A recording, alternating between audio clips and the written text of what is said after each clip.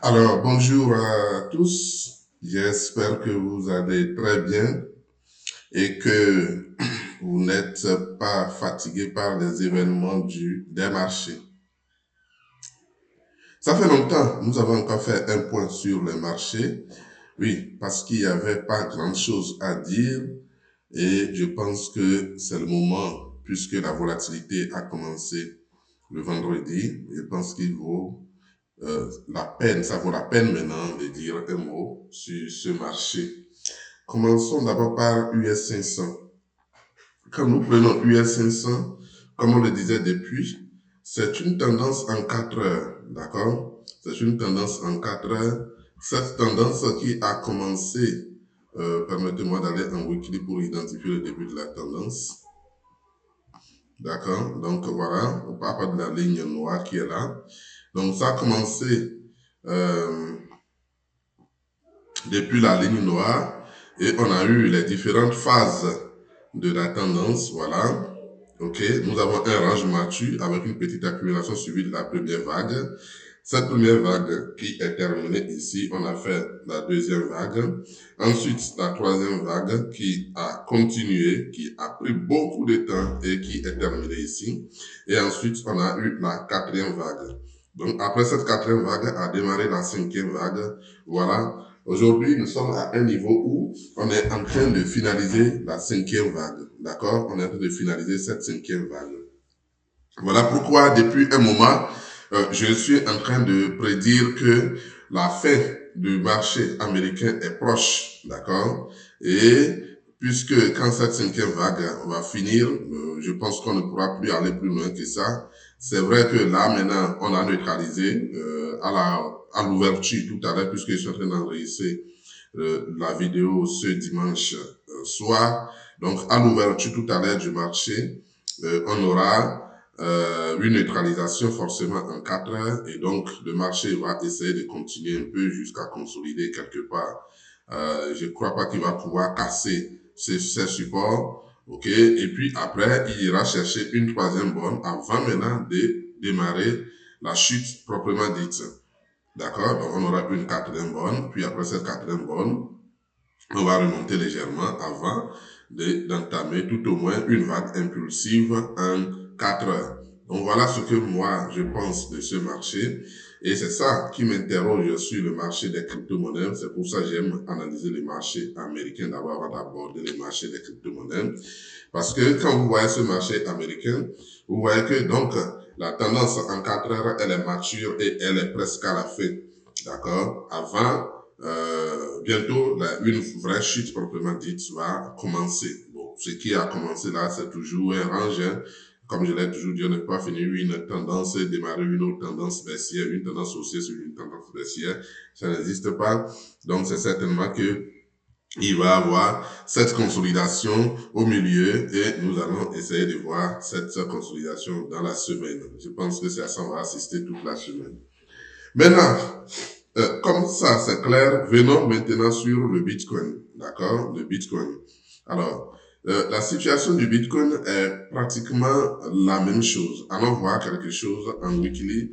Vous avez vu on est venu chercher une deuxième borne ici un weekly et on est monté, d'accord? Sauf que cette montée normalement devrait s'arrêter quelque part ici et revenir neutraliser un peu ici, mais ça n'a pas été le cas. On a continué jusqu'à casser cet ancien sommet et on est revenu faire le retest. Je ne sais pas si vous comprenez ce que je dis. Je vais tracer un horizontal à ce niveau. Vous voyez, on a cassé cet ancien sommet et on est venu faire le retest. Cela suppose que, bon, donc une vague impulsive est en cours en weekly, point d'interrogation. Alors, si c'est une vague impulsive en weekly, vous comprenez que il va falloir décomposer cette vague impulsive en weekly, en daily. Et voilà. Donc, nous, on avait tradé un range, d'accord? On avait tradé un range en weekly. On pensait que c'est un range. Et du coup, quand on est venu ici, il va falloir venir chercher une quatrième borne normalement. Voilà pourquoi les événements depuis un moment, moi, ça ne me dit plus absolument rien.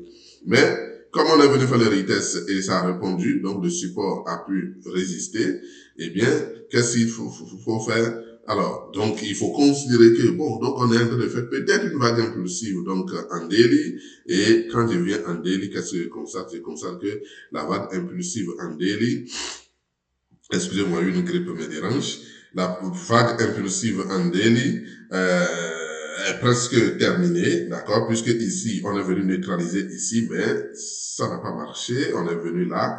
Est-ce qu'il va falloir maintenant venir horizontaliser la moyenne à l'heure où nous sommes, c'est-à-dire faire quelque chose comme ça? Oui, ce serait intéressant, mais ce qui est là, regardez que vous allez constater avec moi que avant, excusez-moi,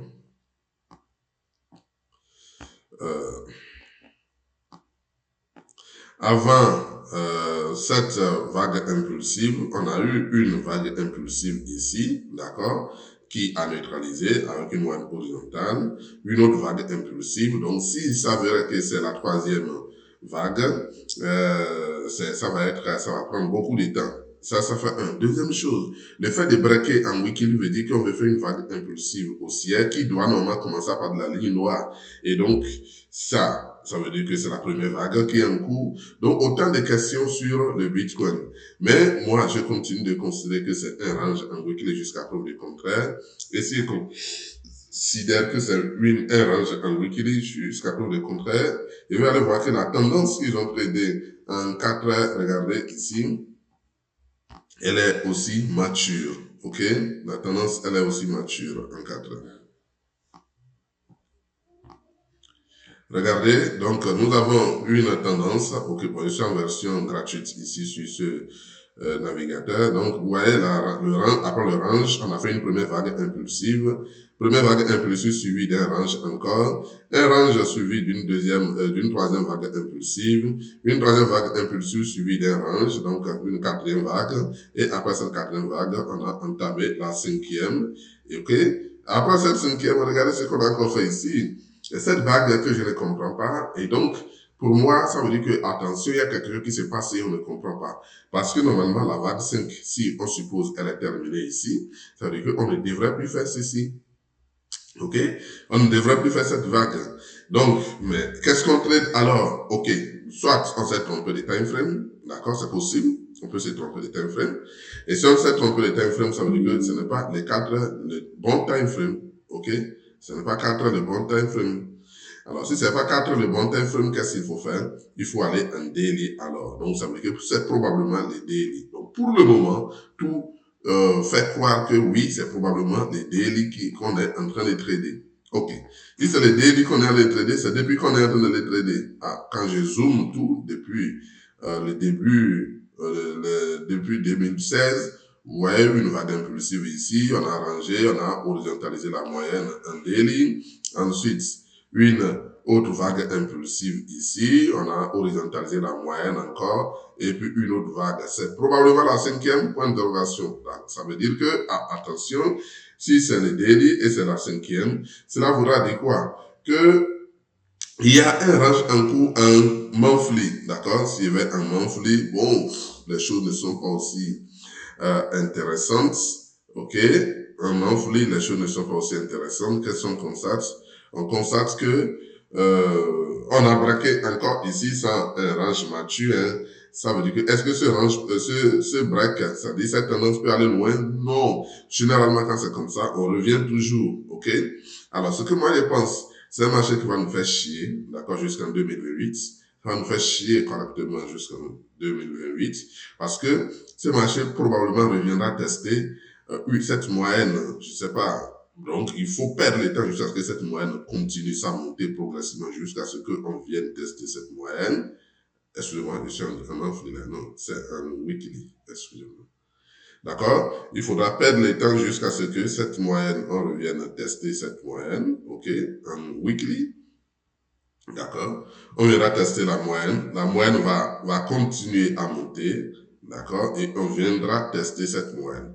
Quand on va tester cette moyenne maintenant, eh bien, ça va réaliser ce que nous allons appeler une deuxième borne en daily, certainement, parce que, et là, nous irons chercher une troisième borne pour une quatrième borne. Alors, quand je vois ça, Dans tous les cas, quels que soient les time frames que je considère les time frames weekly ou que je considère les monthly comme time frame principal, dans tous les cas, il y a une petite correction qui doit s'opérer sur le marché. Ok. Alors, quand je vois ça, mais quand je reste en weekly, il y a quelque chose qui me dérange. Le fait de breaker ici et de confirmer la validation, le break ici, d'accord? Est-ce qu'on va réussir à repasser en dessous? C'est pour ça la chute qui a commencé de vendredi m'a beaucoup fait plaisir parce que moi, j'avoue que moi, j'ai coupé toutes mes trades avant le début de cette chute. Regardez, moi, mon souci, est-ce que le marché va réussir à valider le break qu'on a effectué au niveau de la ligne verte? Parce qu'il réussit à valider ça, valider ce break revient à tenir ferme au-dessus de ce support. C'est-à-dire, il faut pas que ce support lâche. Parce que si ce support lâche, c'est que ce break est un faux break. D'accord? Cela voudra dire qu'on va revenir sur cette moyenne. Je ne sais pas si vous comprenez. Si le support qui est là lâche, cède, c'est-à-dire le support de 100 000 cède, c'est qu'on va revenir tester la zone de 70 000, 80 000. On est d'accord? Bon, tout fait croire, vous voyez que le MACD aussi est en faveur d'une chute du marché. Hein? Tout fait croire que cette chute va aller loin. Alors, mais si on tient les clôtures, c'est-à-dire si le support là tient, c'est fini. C'est que le break qu'on a effectué est validé. Et là, nous allons trader une vague impulsive proprement dite en weekly. Ça veut dire que rien ne pourra empêcher ce marché d'aller à 165, 180 000 dollars. Ok? C'est là que la vague impulsive va finir. On viendra neutraliser, faire deuxième bonne, une troisième bonne, une quatrième bonne et on avisera la suite en son temps. Donc, ce que moi je surveille aujourd'hui, c'est le support des 100 000 dollars. Est-ce que ce support des 100 000 dollars va pouvoir tenir? Si le support tient, c'est que le break est validé. Et si le break est validé, c'est qu'on s'en va pour 180 000. Alors, s'il vient, dans quel time frame il faut le considérer? Je l'avais écrit dans le groupe WhatsApp, la masterclass la semaine passée, je crois, ou la semaine passée, où je disais que, vous savez, c'est qu'on est traité dans les petits time frames, seulement qu'on ne sait pas dans quel time frame le marché se passe exactement, les trades se passent exactement. Du moment où j'ai une vague impulsive haussière suivie d'une deuxième bonne, on a dit, on ira voir la deuxième bonne, on a acheté ici, et arrivé ici, le marché, qu'est-ce qu'il fait? Après le retracement de 61,8%, il revient ici. Vous connaissez cette structure. Quand on revient comme ça, eh bien, c'est souvent intéressant, c'est que nous, on n'a pas neutralisé ici. Il y avait un signal de hausse ici, et donc c'est reparti pour aller chercher la troisième bonne proprement dite. Donc c'est ça la troisième bonne proprement dite. Et après cette troisième bonne, qu'est-ce qu'on vient? On vient chercher une quatrième bonne. Quatrième bonne est cherchée, mais attention, on n'a pas encore neutralisé, parce qu'on n'a pas encore eu la clôture pour que les algorithmes se mettent à jour. Donc on n'a pas encore eu la clôture weekly. On attend la clôture weekly tout à l'heure à l'ouverture du marché. Et pour voir s'il va y avoir neutralisation. Donc maintenant, si après neutralisation, qu'est-ce qui va se passer? Le marché, est-ce qu'il va continuer sa hausse tranquillement et continuer une vague impulsive? C'est possible. Mais ce qui me dérange, moi, c'est que le marché américain est prêt à chuter. OK? Si le marché américain est prêt à chuter, est-ce que les crypto-monnaies pourront résister? Point d'interrogation. D'accord? C'est ce qui me dérange. Parce que quand je vois le Bitcoin en weekly, on a breaké, on fait semblant de valider le break qu'on a fait. Attention, si c'est un marché américain qui fait ça, c'est les yeux fermés, j'achète. Mais j'ai constaté que Bitcoin est sous l'influence du marché américain ces derniers temps. Si le marché américain commence à chuter, eh bien, il commence également la chute. Et donc, voilà pourquoi il faut, je disais dans les messages, il faut beaucoup se méfier du marché des crypto-monnaies parce que le marché américain n'est plus en équilibre et risque de tomber dans les prochains jours. OK? Pour le moment, excusez-moi. Pour le moment, rien de grave. C'est un range sur le marché américain et on va continuer à suivre le marché jusqu'à ce que les structures ne soient bien claires. Pour moi, je ne sais pas encore ce qui se passe. Je ne sais pas dans quel time frame le Bitcoin est tradé actuellement. Mais tout laisse à croire que c'est les daily. Mais depuis quand c'est les daily? Point d'interrogation. Voilà pourquoi quand on ne sait pas, on ne trade pas. Voilà. Merci beaucoup et bonne semaine de trading à tous.